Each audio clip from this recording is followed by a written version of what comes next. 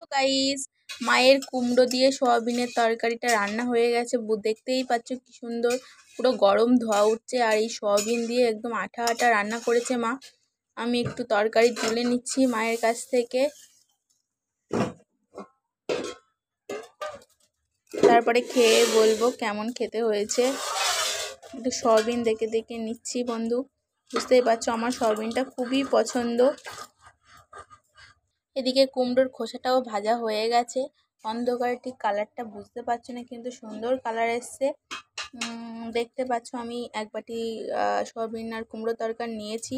এবার খেয়ে বলবো কেমন খেতে হয়েছে। চলো। তরকারিটা খুবই গরম, উফ ভীষণ গরম লাগছে। কুমড়োটা তো বেশ গলেই গিয়েছে। দাঁড়াও দেখি সয়াবিনটা কেমন হয়েছে। হ্যাঁ, এ তো একদম পুরো মাখন।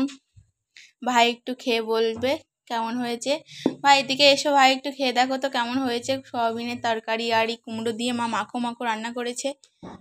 আমি ওকে খাইয়ে দিচ্ছি। কেমন হয়েছে?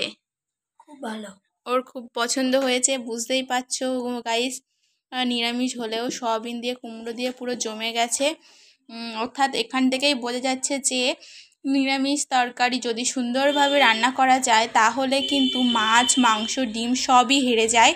অর্থাৎ বন্ধুরা, যদি এই রেসিপিটা আপনাদের পছন্দ হয়ে থাকে অবশ্যই আমাকে কমেন্ট করবে, আমি আপনাদেরকে দেব। নমস্কার বন্ধুরা, ভালো থাকবেন, সুস্থ থাকবেন, টাটা।